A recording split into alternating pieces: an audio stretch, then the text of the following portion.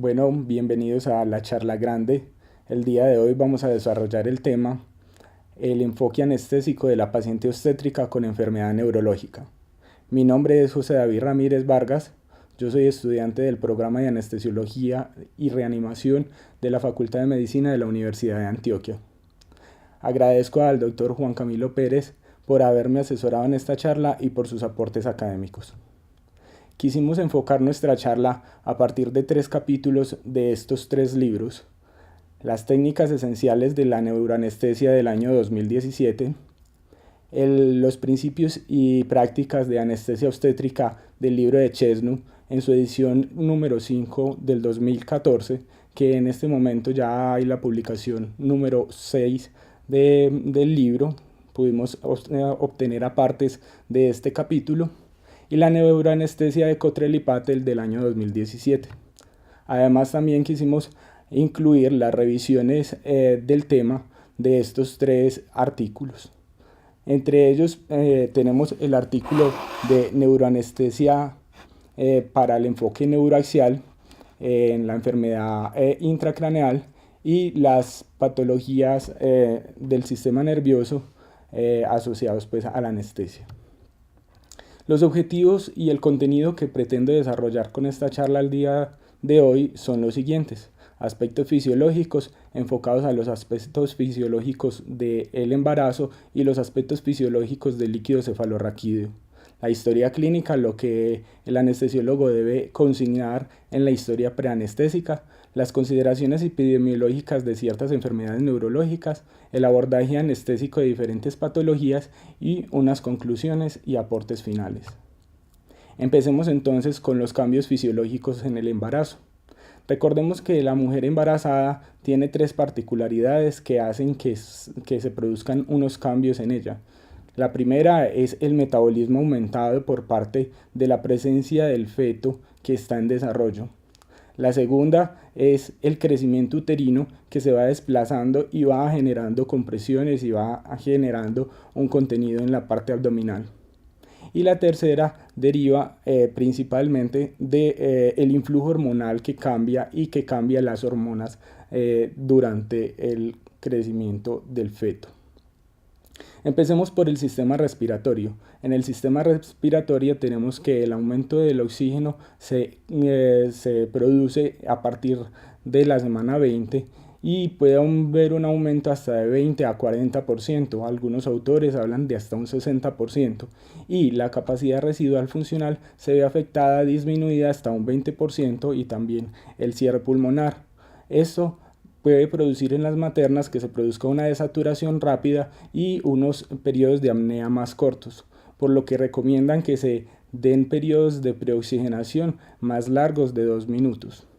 También las maternas pueden aumentar la frecuencia respiratoria, aunque de forma mínima, pero también puede aumentar el volumen minuto, y esto se ve reflejado en la presión de CO2, que disminuye hasta 30 milímetros de mercurio. Pero también estas mujeres se comportan en un estado de alcalosis respiratoria. Esto tiene una importancia desde el punto de vista uteroplacentario, porque cuando la presión arterial de CO2 cae por debajo de 25, puede producir vasoconstricción de la parte uteroplacentaria y afectar al feto. En la parte cardiovascular vamos a encontrar cambios como la compresión aortocava, que hacen que disminuya la precarga y disminuya el gasto cardíaco. Este gasto cardíaco puede afectar al feto y puede producir hipotensión en la materna. Por eso se recomienda que se realice un desplazamiento del útero hacia la izquierda a unos 30 grados, colocando un rollo debajo de las espinas pélvicas de la mujer embarazada, y también prevenir la hipotensión.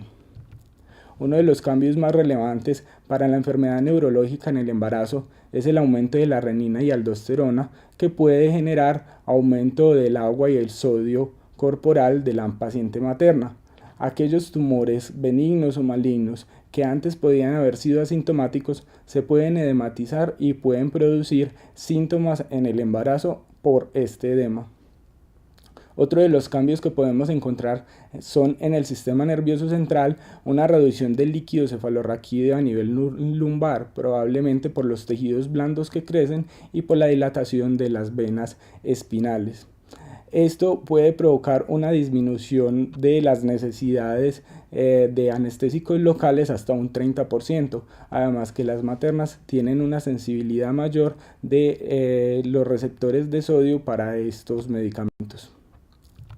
Bien, conociendo esta fisiología del embarazo, entonces podremos sacar las siguientes conclusiones y perlas clínicas. Hay que mantener una buena oxigenación en la materna, hay que evitar la hipotensión, hay que evitar la hipovolemia, hay que evitar la hipocapnia extrema y minimizar la compresión aortocava y evitar la sobredosificación de anestésicos en la embarazada. Pero también debemos saber que hay unas ventajas a la hora de abordar el eje neuroaxial, que son ventajas con respecto a la anestesia general. Por ejemplo, atenuar la respuesta simpática al dolor del parto y la disminución del consumo de oxígeno. Como vimos, las maternas tienen un consumo de oxígeno aumentado y tienen una tendencia al colapso más fácilmente. Un abordaje neuroaxial podría, de cierta manera, disminuir esto. Lo otro es que también evitaríamos instrumentar la vía aérea de las maternas, que de por sí es una vía aérea difícil, que se presenta dificultad hasta 10 veces más que en la población general. Además, estos tejidos son edematizados y son friables, que podrían sangrar fácilmente. Otra de las ventajas del abordaje neuroaxial son los efectos inciertos que tienen los anestésicos en el neurodesarrollo. Para todos siempre ha sido una incertidumbre y todavía está en estudio el que algunos medicamentos puedan afectar el desarrollo fetal y el coeficiente intelectual de los niños hasta los 4 años. También sabemos que la cirugía obstétrica tiene un mayor riesgo de conciencia intraoperatoria, entonces esto también sería una ventaja. Y aunque interrogado, también sabemos que podrían los relajantes producir relajación sobre el músculo uterino y esto precipitar sangrados. Conociendo entonces las ventajas que ofrece el abordaje neuroaxial, vamos a hablar un poco sobre la fisiología del sistema nervioso central. Tenemos aquí en cuenta entonces las teorías de Kelly Monroe que nos hablan de que existen un continente y un contenido. Un continente que está representado por la bóveda craneal, que es rígida y que no se puede distender y que no permite la distensión de los tejidos en su interior. Y un contenido que está representado por 3 estructuras básicamente. El tejido cerebral, que en su peso seco puede representar más o menos unos 400 mililitros, pero que contiene agua en su interior en la parte intracelular y que representa más o menos unos 1200 mililitros. El líquido extracelular, que está representado por el líquido cefalorraquídeo, y este líquido cefalorraquídeo representa aproximadamente unos 150 mililitros. Y el flujo sanguíneo cerebral, que está representado también por unos 150 mililitros aproximadamente. Debemos partir que también hay 2 compartimentos diferentes, el compartimento intracraneal y el compartimento extracraneal. El compartimento intracraneal y extracraneal se comporta igualmente en el flujo del líquido cefalorraquídeo, tanto en volumen como en presión, como vamos a ver más adelante. El líquido cefalorraquídeo fluye libremente a través del sistema nervioso intracraneal y extracraneal. Se produce a través de los plexos coroideos y fluye libre a través de los ventrículos laterales, del tercer ventrículo, a través de la cisterna pasando hacia el cuarto ventrículo y de allí por el foramen magno se dirige al espacio subaracnoideo hasta el filum terminalis. Este líquido cefalorraquídeo se reabsorbe a través de las granulaciones aracnoideas y también hay teorías de que el mismo cerebro produce absorción de este líquido cefalorraquídeo. En el líquido cefalorraquídeo se mantiene una presión intracraneal de aproximadamente 10 a 15 milímetros de mercurio. Esta medida se puede tomar con un manómetro, pero también hay medidas a centímetros de agua entre 12 y 20 centímetros de agua. Conociendo lo anterior, nos surgen dos conceptos ya conocidos por todos, que son la hidrocefalia no comunicante versus la hidrocefalia comunicante. Para efectos prácticos, la hidrocefalia no comunicante se refiere a la hidrocefalia obstructiva. La hidrocefalia obstructiva se produce por edema, por sangrado o por efecto de un tumor que puede obstruir cualquier sitio del flujo del líquido cefalorraquídeo, como ya lo mencionamos. La hidrocefalia comunicante, por su parte, es un defecto en la absorción o un defecto en la producción del líquido cefalorraquídeo. ¿Esto por qué es importante?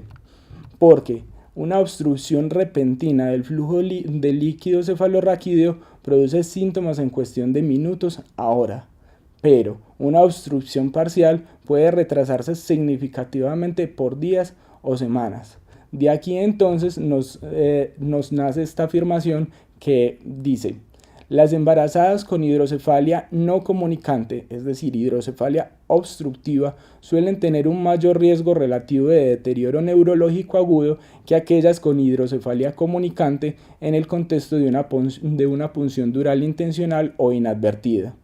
El cumplimiento intracraneal es algo también muy importante a nivel del líquido cefalorraquídeo, y este cumplimiento intracraneal depende entonces de las dos estructuras, del líquido a nivel intracraneal y del líquido a nivel extracraneal, y esto depende de los tres elementos que ya mencionamos: tejido cerebral, líquido cefalorraquídeo y flujo sanguíneo.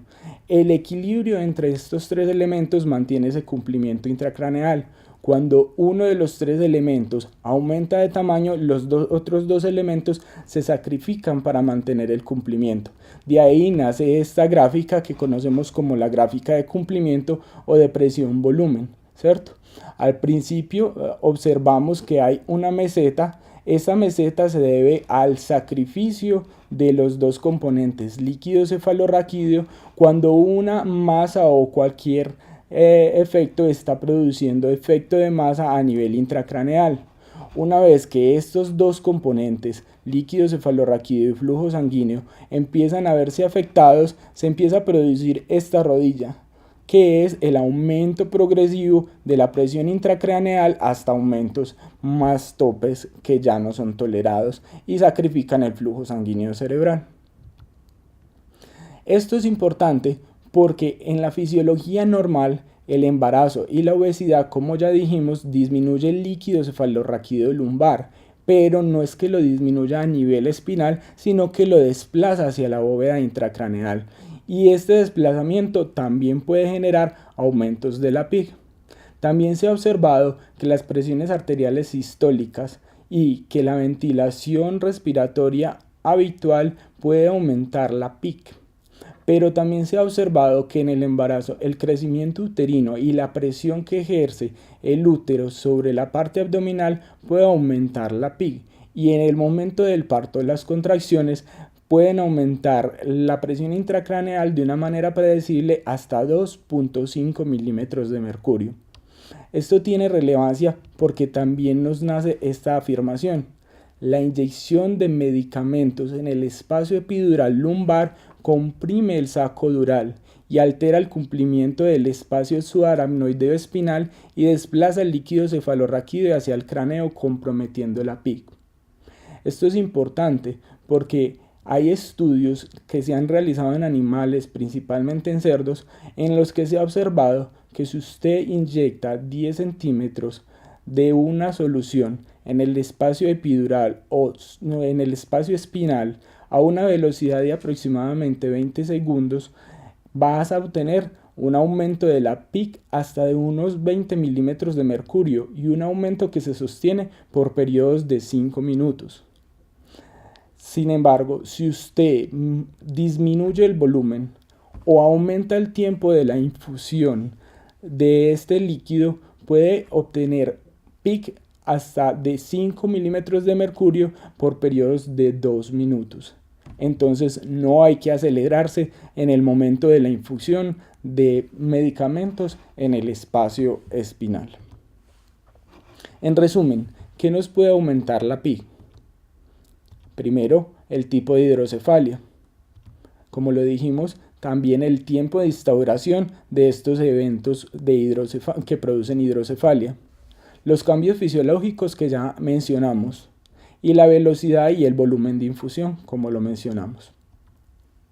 Pasemos entonces ahora a hablar unos aparte sobre la historia clínica y los hallazgos que podemos encontrar habitualmente en una paciente con enfermedad neurológica en el embarazo.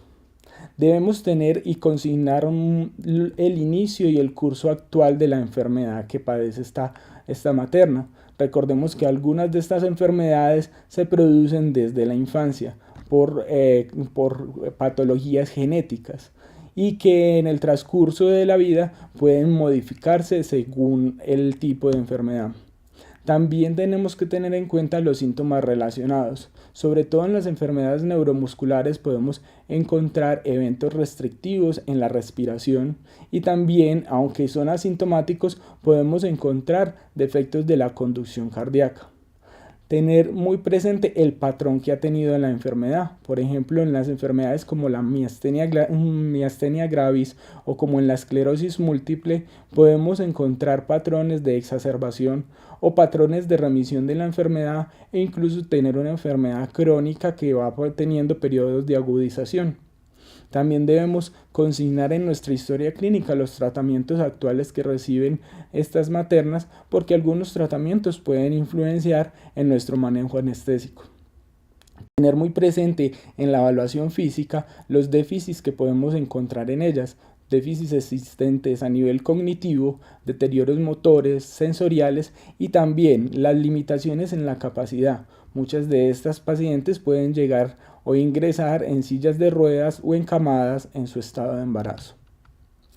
Pero es muy importante a la hora de evaluar el examen físico tener presente los signos de hipertensión intracraneana.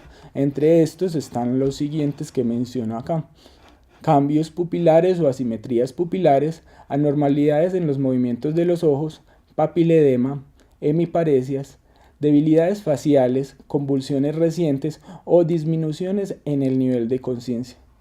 Algunas de estas maternas pueden venir con estudios neurológicos solicitados por nuestros colegas los neurólogos o los neurocirujanos. Tengamos muy presentes también estos resultados porque también nos pueden indicar aumentos de la presión intracraneal, por ejemplo, tener una dura tensa o tener cambios en los surcos o en los giros, o también observar obstrucción o dilataciones o compresiones de los ventrículos o desplazamientos de la línea media, o algún tejido que sugiera aumento en el tejido intracraneal.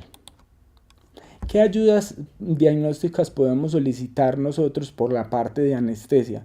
Tengamos muy en cuenta que las enfermedades neuromusculares pueden cursar con trastornos de la conducción de manera asintomática. Entonces, un electrocardiograma lo podríamos solicitar de manera frecuente en pacientes con enfermedades neuromusculares. La espirometría también hace parte del andamiaje que debemos solicitar en estas pacientes porque muchas de ellas pueden presentarse con patología restrictiva pulmonar y si esta es moderada o severa, nuestra conducta hacia la anestesia general es la más adecuada. La tomografía computarizada en casos de emergencias como sospecha de una herniación o sospecha de un sangrado o cuando una paciente presente un despertar prolongado de una anestesia general es adecuado solicitarla, o una resonancia magnética que también nos podría ayudar con el abordaje del neuroeje. Pero frecuentemente los médicos tenemos miedos con el uso de la neuroimagen en el embarazo por los efectos que puedan tener a nivel fetal. Vamos a hablar un poco de eso. Para efectos prácticos, las medidas de radiación ionizante actuales son el Gray y el Sieverts. Y son equivalentes, el Gray y el Sieverts son equivalentes el uno del otro, entonces los vamos a tener por igual. Por ejemplo, para presentar eritema o pérdida del cabello o presentar necrosis de la piel o cataratas, necesitamos aproximadamente de 0.5 a 18 grays para que esto se presente. Son rangos bastante amplios y vamos a observar cuánto puede ofrecer cada imagen diagnóstica. Para presentar malformaciones fetales se requiere de aproximadamente 100 miligrays, o para presentar retardos mentales o microcefalia podemos requerir de 100 a 200 miligrays. También abortos o retrasos del crecimiento se dan con 150 miligrays. Una presencia de patología neoplásica en el niño después de la exposición en la materna se puede presentar cuando se da exposiciones a 0.2 miligrays. Como les dije, aquí observamos en esta tabla la cantidad de radiación que puede tener el feto después de ciertas neuroimágenes. La tomografía de cráneo, la tomografía de cuello, la tomografía espinal solamente nos ofrecen 2, 3, 6 milisieverts o miligrays, ¿cierto? Es una cantidad demasiado baja con respecto a la gráfica anterior en la que mirábamos que se necesitan más de 100. Entonces, ¿cuántas tomografías se podría hacer de cabeza para que pueda afectar a un feto? Hasta unas 50 tomografías. Tengamos muy presente esto. La única neuroimagen que podría aportarnos la cantidad que puede afectar al feto es la neuroangiografía o aquellas que utilizan fluoroscopia. Estas, entonces, tengamos en cuenta la valoración con el neuroradiólogo o el neurocirujano y conversarlo con ellos. Estos datos nos pueden ofrecer claridad a la materna en caso de que ellas nos pregunten en la valoración preanestésica los riesgos en el momento de una evaluación. Entonces hablemos cómo se clasifican las enfermedades neurológicas durante el embarazo. Se clasifican de 3 maneras. Las enfermedades crónicas preexistentes como la migraña, las cefaleas, la epilepsia, la esclerosis múltiple o las lesiones intracraneales benignas. También las enfermedades de mayor incidencia en el embarazo, como la hemorragia o las hernias de disco sintomáticas, o las condiciones inducidas por el embarazo, como la eclampsia, el GEL o el PRES. Tengamos en cuenta entonces la epidemiología. Podemos tener frecuencias muy altas de algunas de estas enfermedades neurológicas, como es el caso de la epilepsia, que se da hasta el 0.7% de la población y que en el embarazo tiene una incidencia de 5 por cada 1000 embarazos, o la preeclampsia o el trastorno hipertensivo asociado al embarazo, que se puede presentar en 8% de los embarazos, con una frecuencia de la eclampsia en los países en vía de desarrollo de aproximadamente 157 casos por 10.000 recién nacidos vivos. Sin embargo, tenemos el otro extremo de las enfermedades neurológicas, como es la miastenia gravis o la esclerosis múltiple, que la frecuencia es muy baja, entre 100 a 125 casos por millón para la miastenia gravis, entre 300 casos por 100.000 para la esclerosis múltiple, y si hablamos de otras enfermedades como la distrofia miotónica, un caso en cada 8.000 en la población general. No sabemos en las pacientes embarazadas porque no hay adecuados estudios para determinarlo. Hemorragia subaracnoidea hasta 5.8 por cada 100.000 en partos en mujeres de 15 a 44 años y las trombosis venosas hasta 12 por cada 100.000 partos. Teniendo en cuenta estos datos, podemos concluir lo mismo que los autores nos dicen frecuentemente. Los ensayos clínicos, las revisiones sistemáticas, los metaanálisis son difíciles de desarrollar en esta población, dado que la muestra es muy difícil de conseguir. Por esta razón, la mayoría de la información que tenemos acerca de la enfermedad neurológica del embarazo proviene de estudios de series de casos, de reportes de casos o de estudios retrospectivos. Es lo que tenemos. Hablemos entonces de los trastornos neurológicos y algunas consideraciones anestésicas. Empecemos por la enfermedad más frecuente de la neurología, las cefaleas. Como vemos, la mayoría de las cefaleas primarias durante el embarazo disminuyen. Hasta el 80% de estas cefaleas, migrañas, cefaleas tipo tensión o las cefaleas autonómicas disminuyen en el embarazo. Esto es muy importante porque si tenemos una materna que se presente con una cefalea durante el embarazo, que es crónica, que es incapacitante, que tiene un nivel de intensidad alto o que presenta cualquiera de los signos de bandera roja que ya conocemos, hay que sospechar las patologías secundarias como la preeclampsia y la eclampsia, la hemorragia subaracnoidea, las trombosis de las venas corticales, el pseudotumor cerebri y algunos tumores. Importante, las cefaleas en el embarazo no cambian nuestras conductas anestésicas. Podemos realizar cualquier anestesia general o abordaje del neuroeje sin ningún inconveniente. Las convulsiones en el embarazo debemos tener en cuenta estos diagnósticos diferenciales, como la eclampsia, los trastornos metabólicos, la hipoglucemia, la hiponatremia, las lesiones o masas intracraneales, el SB isquémico, la epilepsia, la trombosis de las venas cerebrales. De ellos vamos a hablar más adelante. Hablemos entonces de la epilepsia. La epilepsia se presenta con frecuencia al final del embarazo, en el momento del parto o después del parto.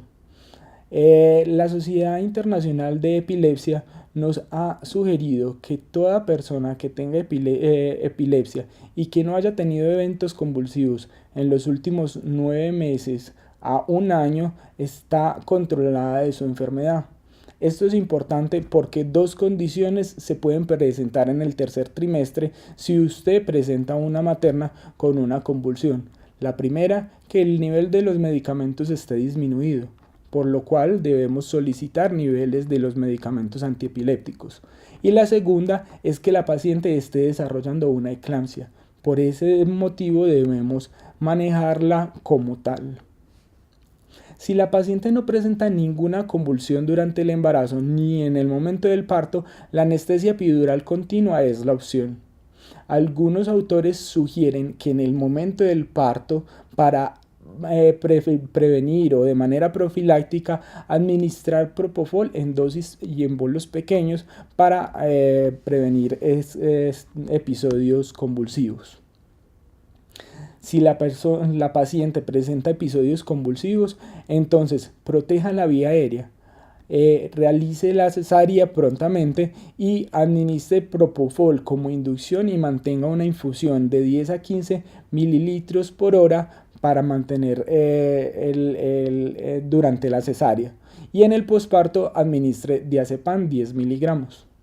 Los autores nos recomiendan disminuir o evitar el uso de los siguientes medicamentos: etomidato, ketamina, meperidina, sevoflurano con una CAM mayor de 1.5. Esto debido a que disminuyen el umbral convulsivo. Hablemos entonces de la eclampsia.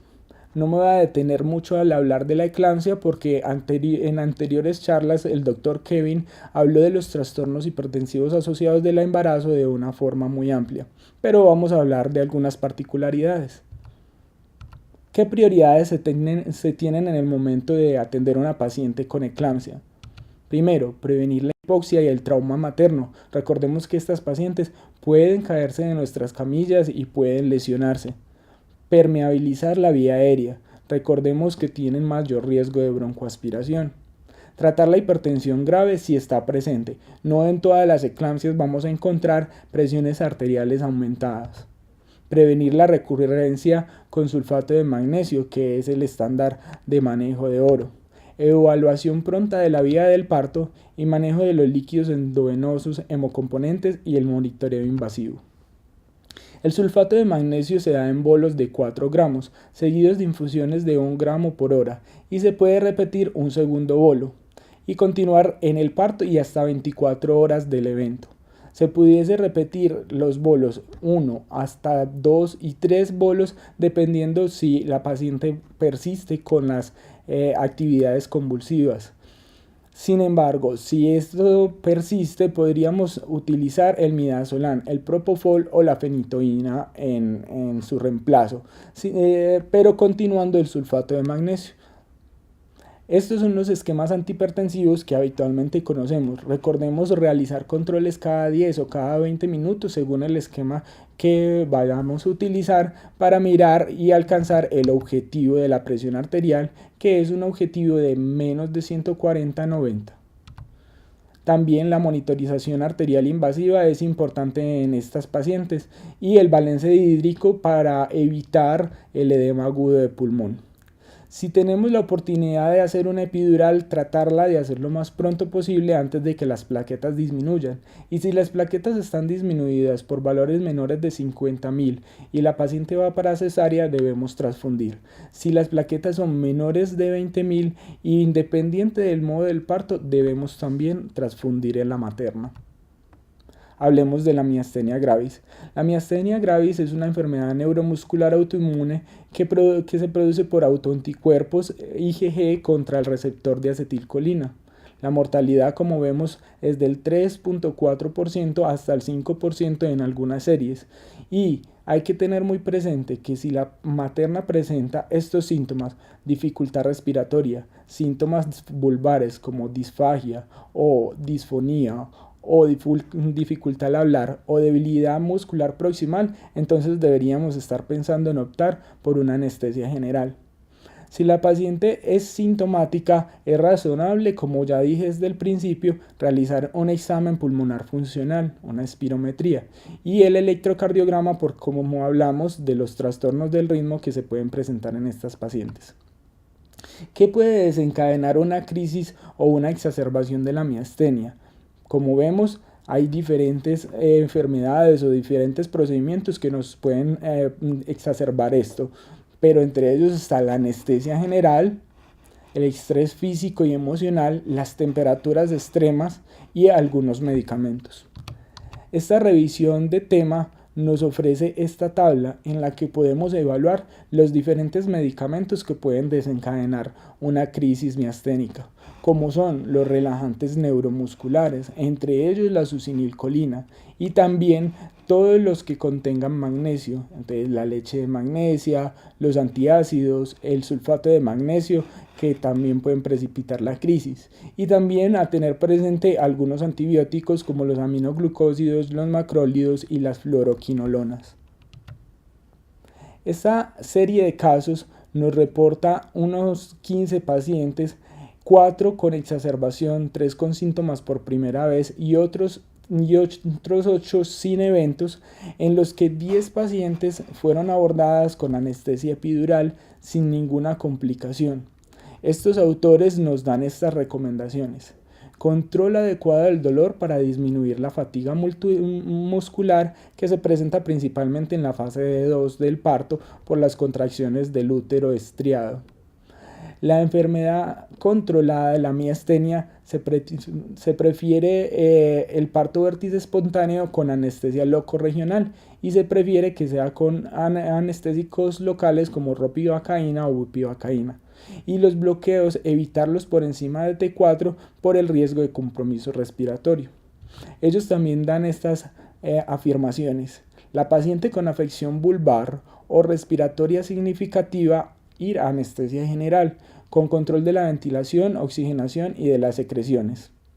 La reversión de la relajación puede desencadenar una crisis colinérgica y se recomienda el uso del sugammadex. Son más resistentes a la succinilcolina y por tanto requieren dosis más altas. Sin embargo, ellos hacen la salvedad de que la succinilcolina también puede precipitar una crisis de miastenia. Y precaución con los narcóticos y mayor riesgo de depresión respiratoria. Entonces, ellos nos sugieren que el sulfato de magnesio está contraindicado por el riesgo de precipitarse una crisis miasténica. Hablemos de la esclerosis múltiple. La esclerosis múltiple es una inflamación crónica desmielinizante con gliosis del sistema nervioso central, que también se produce por autoanticuerpos IgG que están presentes en el líquido cefalorraquídeo, y en la neuroimagen podemos observar anomalías multifocales. Afortunadamente podemos observar en la gráfica que durante el embarazo, los 3 trimestres, esta enfermedad disminuye y cae progresivamente hasta el tercer trimestre. Por esa razón, Los diferentes autores nos afirman lo siguiente: las pacientes pueden estar seguras de que no se ha demostrado que ningún tipo de anestesia aumente el riesgo de recaída posparto o influya negativamente en la progresión de la enfermedad a largo plazo. Esta afirmación está respaldada por dos estudios. El primero es un estudio prospectivo, el estudio PRIMS, que fue publicado en el 2004 y que evaluó aproximadamente 220 pacientes en las que se observa que la anestesia epidural no tiene un efecto significativo en la exacerbación de la esclerosis múltiple. Y este otro estudio, con aproximadamente 350 pacientes en las que la anestesia epidural o la anestesia general tampoco tuvo efecto significativo en la exacerbación de la enfermedad. Las enfermedades neuromusculares tienen un espectro muy amplio, como lo describe este artículo. Son muchas las enfermedades que se podrían presentar y que estas maternas podrían llegar en algún momento en nuestra consulta. Vamos a destacar la distrofia miotónica tipo 2, que es la que con más frecuencia los autores hablan de ella. Ellos en general hablan de las enfermedades neuromusculares que tienen un mayor riesgo de insuficiencia respiratoria, de atelectasias y de neumonía. Por eso también nos sugieren que las enfermedades neuromusculares tengan una función pulmonar de base y también cursan con trastornos del ritmo como arritmias, cardiopatías o insuficiencia cardíaca de manera asintomática. Entonces, por esta razón debemos solicitar el EKG. La precaución con el uso de opioides, por lo que ya hemos hablado, el alto riesgo de aspiración y ojo con la hipotermia de los escalofríos que pueden exacerbar la enfermedad. Esto es un reporte de caso publicado en el Journal Clinical de Anestesia en el año 2012, muy interesante, que muestra una paciente con atrofia muscular espinal tipo 2 que tenía una cifoescoliosis marcada, como podemos observar en la imagen de resonancia magnética. Ellos utilizaron la resonancia magnética precisamente para el abordaje con éxito del neuroeje. Entonces podemos mirar que nosotros también podemos solicitar este tipo de imágenes cuando lo requiramos en el momento para realizar una anestesia adecuada. Otras recomendaciones que dan con respecto a las pacientes con enfermedades neuromusculares es que el sulfato de magnesio puede provocar debilidad severa, por ejemplo en la distonía muscular tipo 1. Y hay una enfermedad muy rara que es la enfermedad del core o minicore, también conocida como enfermedad del mininúcleo o núcleo, que es una mutación del receptor de rianodina.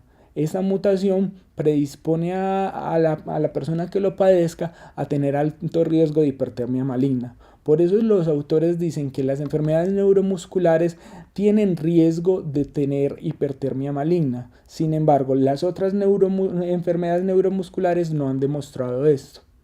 Pero los autores son enfáticos en decir que si usted va a atender cualquier paciente que tenga una enfermedad neuromuscular, disponga en su equipo de trabajo del dantroleno en caso de que se presente esta complicación. Hablemos para finalizar del aumento de la PIC, de las enfermedades que aumentan la PIC. La primera, el ataque cerebrovascular en sus 3 presentaciones, en orden de frecuencia en las pacientes embarazadas, la hemorragia, las trombosis venosas y el infarto arterial.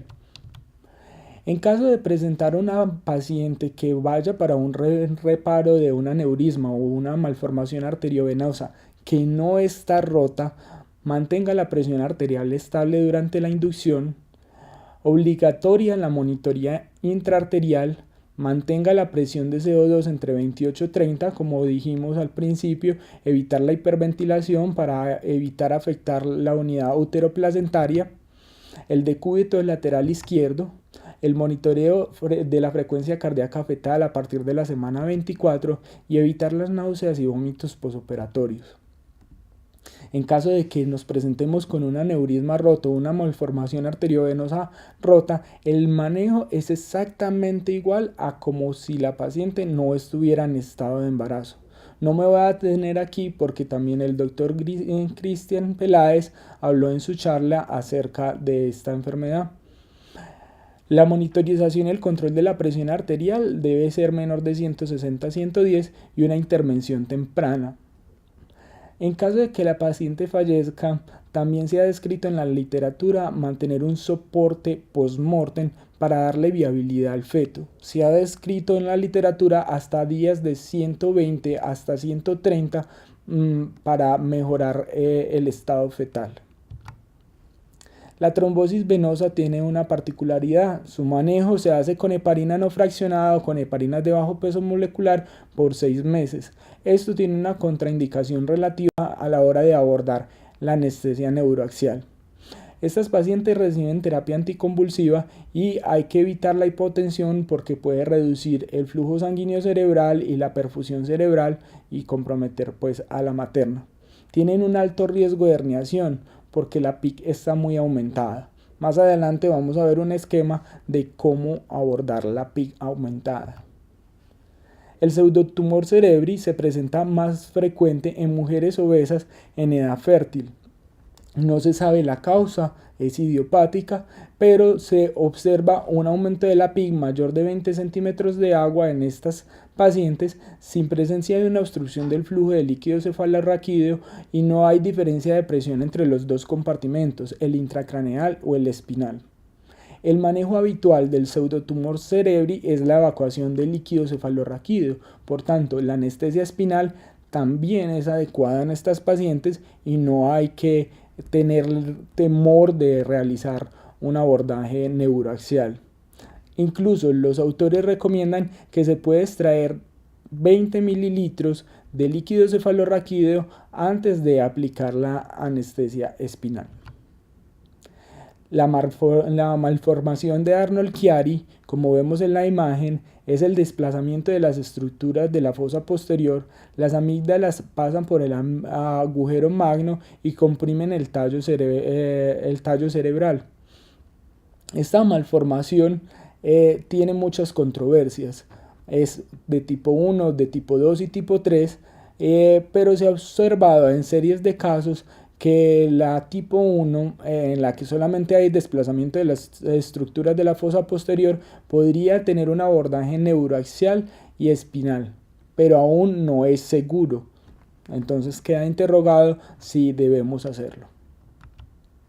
Los tumores cerebrales, con frecuencia el que más se presenta en las embarazadas son los gliomas, le siguen los meningiomas y los neurinomas del acústico.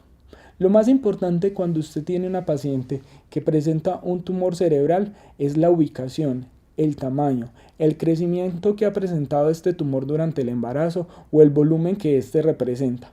Porque si tenemos un tumor pequeño como el que observamos en la imagen, que no desplaza las estructuras, que no comprime los ventrículos, que no desplaza la línea media, que no tiene efecto de masa ni edema, y que no presenta tensidad en las meninges o en las duras, este se podría abordar con anestesia neuroaxial. Diferente un tumor como el que vemos en la imagen en el que se presenta todo lo que dije anteriormente. Si nos toca abordar de manera con anestesia general a una paciente con aumento de la PIC, entonces debemos tener estas consideraciones. Primero, minimizar la valsalva durante la inducción de secuencia rápida, una inducción con opioides o con beta bloqueadores para mantener una presión arterial estable. Reemplazar la succinilcolina porque se ha visto que puede aumentar la PIC, entonces cambiarlo a una secuencia rápida con rucuronio a dosis de 1.2 miligramos por kilo. Mantener estable la presión arterial, se pueden utilizar medidas profilácticas o líquidos endovenosos, recordar el decúbito lateral izquierdo y evitar la hiperventilación o mantener una presión de CO2 entre 25 y 30. Les traigo este esquema que quiero que desarrollemos para que miremos cómo abordar o en qué momento sí abordar el neuroeje cuando hay sospecha de una PIC aumentada. Desglosémoslo. Entonces, tenemos sospecha de una patología intracraneal. Si cualquiera de las afirmaciones, de las afirmaciones que hay a continuación son positivas, entonces se le sugiere no realizar abordaje del neuroeje. Si todo a continuación es negativo, se sugiere realizar el abordaje del neuroeje.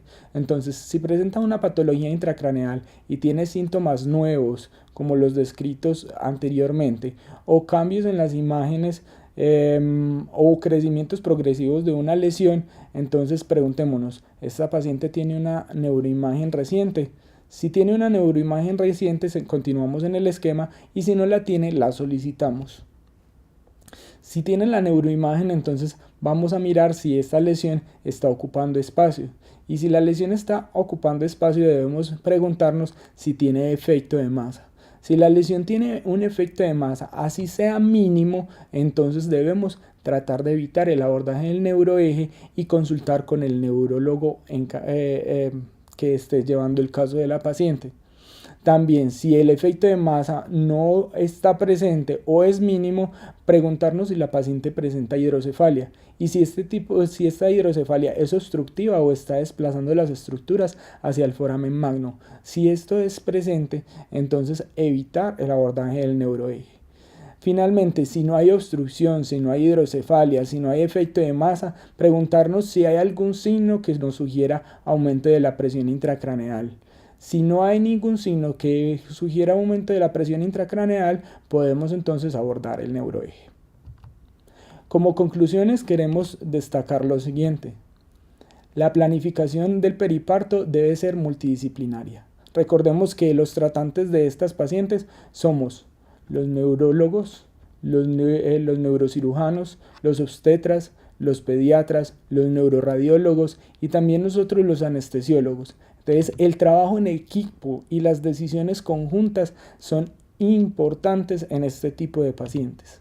Conocer la fisiología y la clínica nos permite elegir una técnica anestésica en el contexto de la enfermedad neurológica en el embarazo. El abordaje neuroaxial tiene grandes ventajas, no le tengamos miedo. Y evitemos el sulfato de magnesio y preveamos una hipertermia maligna en enfermedad neuromuscular. Muchas gracias.